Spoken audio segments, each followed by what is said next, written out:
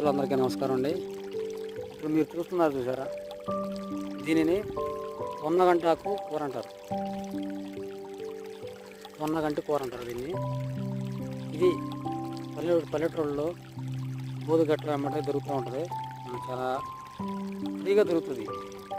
ఇది మనకి పొలం గట్ల వెంబడ చాలా చోట్ల దొరుకుతూ ఉంటుంది. దీనిని మనకి ఇక్కడ మార్కెట్కి తీసుకొచ్చి దీన్ని అమ్ముతూ ఉంటారు.